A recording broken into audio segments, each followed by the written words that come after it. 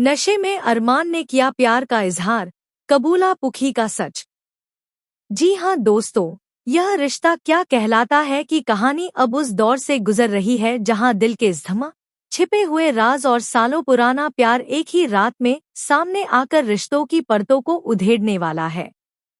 कहानी की शुरुआत होती है विद्या के सफल ऑपरेशन से, जहां पूरा परिवार राहत की सांस लेता है और दादी सा बार बार अंशुमान की तारीफ करती हैं। वे कहती हैं, बेटा, तेरी वजह से विद्या बच पाई है। तू हमारे लिए भगवान बनकर आया है। इसी पल अंशुमान की घर में एंट्री एक नई रौनक लेकर आती है, लेकिन साथ ही तूफानों की आहट भी। दूसरी ओर अरमान का दिल भीतर से टूट रहा होता है, क्योंकि वह देखता है कि अंशुमान अब धीरे धीरे अभीरा के करीब आता जा रहा है। उसे लगता है कि उसकी जगह अब कोई और ले रहा है। इस जलन और बेचैनी के बीच अरमान बार बार अपने और अभीरा के बीते लम्हों को याद करता है, हंसते हुए चेहरे, अधूरी बातें और वो सपने जो वक्त की धूल में दबकर रह गए। अभीरा भी अब अरमान से दूरी बनाकर रखती है।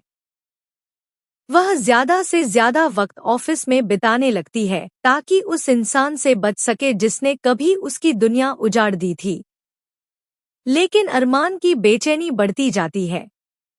वह खुद को संभाल नहीं पाता और नशे की हालत में खो जाता है। उसी नशे में एक रात वह घर लौट रही अभीरा के पास पहुंच जाता है। उसके चेहरे पर पछतावे की गहराई, आंखों में दर्द और जुबान पर छुपा हुआ प्यार होता है।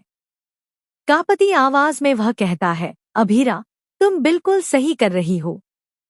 मुझे जैसे इंसान को छोड़ ही देना चाहिए था।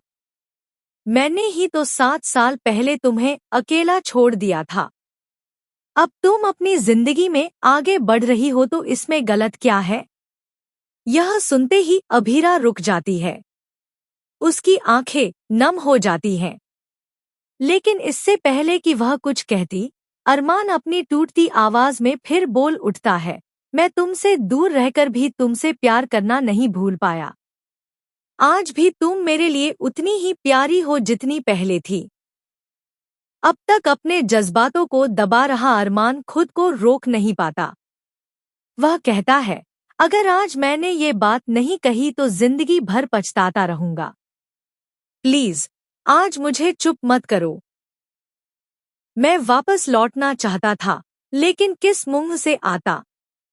उस दिन गुस्से में मैं हमारी बेटी को भी तुमसे दूर ले गया था।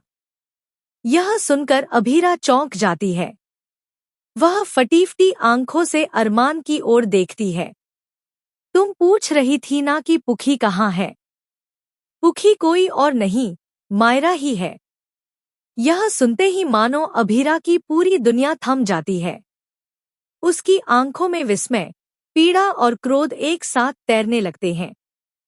कांपती हुई आवाज में वह कहती है, क्या कहा तुमने?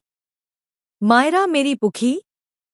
अरमान की आंखों से आंसू बह रहे होते हैं और वह धीरे से कहता है, हाँ, वही पुखी जिसे 7 साल पहले मैं तुमसे छीन कर ले गया था, वही अब मायरा बनकर तुम्हारी जिंदगी में आई। लेकिन मैं कभी सच बोलने की हिम्मत नहीं कर पाया। मुझे डर लगता था। मैं खुद को तुम्हारे सामने लायक नहीं समझता था। इस सच्चाई को सुनते ही अभीरा की आंखों से आंसू झरने लगते हैं। वह सदमे में डूबी खड़ी रह जाती है। उसका मन अंदर से चिल्ला उठता है, लेकिन होठों पर खामोशी छा जाती है।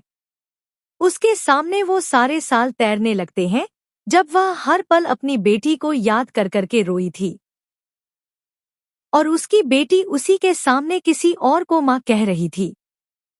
वह कहती है, तुमने मुझसे मेरी बेटी को छीना, उसे मुझसे दूर किया, और अब इतने सालों बाद जब सब कुछ खत्म हो गया,